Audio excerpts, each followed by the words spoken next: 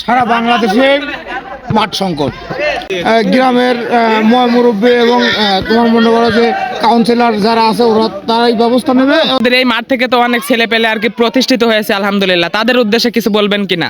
করার জন্য এই ক্ষুদ্র প্রচেষ্টাটা, ওই যে রাসেল কাকার একটা ওয়েট দেখতে পারলেন আপনারা, মানে খেলাকে ভালোবাসেন আপনারা, সবাই খেলার মাঠে আসেন, খেলেন, খেলা দেখেন, এটাই মূল লক্ষ্য এবং উদ্দেশ্য।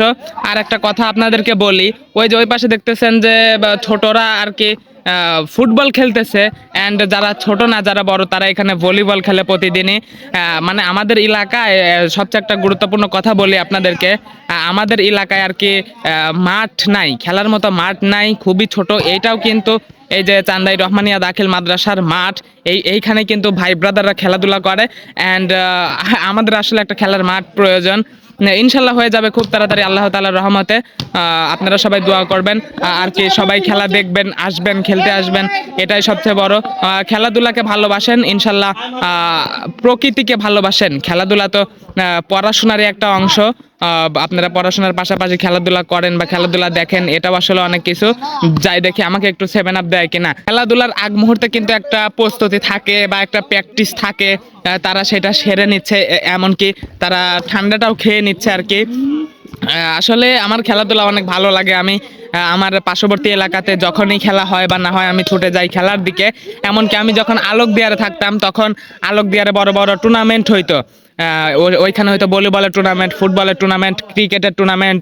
ওইখানে কিন্তু আমি নিয়মিত গিয়ে খেলা দেখতাম। যদিও আমি খেলাধুলা করতে পারি না, তারপরেও আমি খেলাধুলাকে অনেক সাপোর্ট করি। আমার কাছে মানে অনেক ভালো লাগে আর কি। আর এইখানে আসলে আমি বিকেলে আমার যতই কাজ থাকুক বা না থাকুক, আমি যতই ব্যস্ত থাকি, প্রধানত এখন আমার কাজ থাকে না, আমি আর কি যত ব্যস্তই থাকি, বিকালে কেমন যেন এই মাঠে যদি খেলা চলে তাহলে এই বিকালে আসলে কিন্তু সারা দিনের যে পরিশ্রমটা করি সেটা কিন্তু একটু খেলা দেখলে কিন্তু আমার অনেক ভালো লাগে, এবং খেলা দেখলে সেই পরিশ্রমটাও থাকে না আর কি।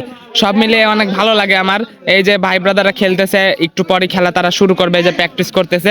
সবাই আপনারা ওদের জন্য দোয়া করবেন, ওদের সাপোর্ট করবেন। আর হ্যাঁ, আসবেন পাবনা জেলায় যদি কোনো ভলিবল দল থাকেন যে চান্দাই টিমের সাথে খেলবেন, ইনশাল্লাহ আপনারা আমাদের সাথে যোগাযোগ করবেন, ইনশাল্লাহ আপনাদেরকে ব্যবস্থা করে দেওয়া হবে। আমি এখন যাচ্ছি এই মাঠের একজন সিনিয়র প্লেয়ার আমাদের ডিজে ভাইয়ের কাছে জানতে চাই যে আমাদের গ্রামে তো কোনো খেলার মাঠ নাই, এখানে জুনিয়র যারা আছে মানে বড় যারা আছে তারা হচ্ছে এখানে ভলিবল খেলে, ছোটরা হচ্ছে ওইখানে ফুটবল খেলতেছে ওই যে একটা বার দিয়ে। তো আমি ডিজে ভাইয়ের কাছে যাইতে চাই, বলতেছি ভাই, হ্যাঁ মানে আমাদের গ্রামে তো খেলার মাঠ নাই, হ্যাঁ তো আপনারা এখানে ভলিবল খেলেন, পাশে আমরা দেখিও যে ওইখানে ছোটরা ফুটবল খেলতেছে, গ্রামের মাঠ সংকটে আপনি কি বলবেন? গ্রামের মাঠ সংকট বলতে সারা বাংলাদেশের মাঠ সংকট। তো এটাকে কি কি করা যায় আর কি?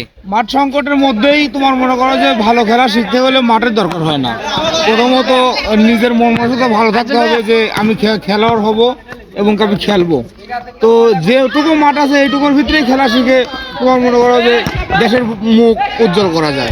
চান্দাই থেকে নাই সেহেতু তোমার মনে করো যে এখন সেটা হচ্ছে আমাদের গ্রামের মুরব্বী এবং তোমার মনে করো যে কাউন্সিলর যারা আছে ওরা তারাই ব্যবস্থা নেবে, এবং কি আমরা তাদের কাছে বিশেষভাবে আহ্বান করি তারা যেন আমাদের একটা মাঠের ব্যবস্থা করে। আর এই যে আমাদের এই মাঠ থেকে তো অনেক ছেলে পেলে আর কি প্রতিষ্ঠিত হয়েছে আলহামদুলিল্লাহ, তাদের উদ্দেশ্যে কিছু বলবেন কিনা?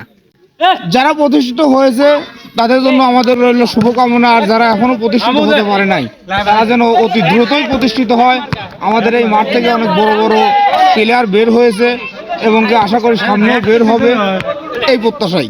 ওকে ভাইয়া, ধন্যবাদ, অসংখ্য ধন্যবাদ আপনাকে সাথে থাকার জন্য।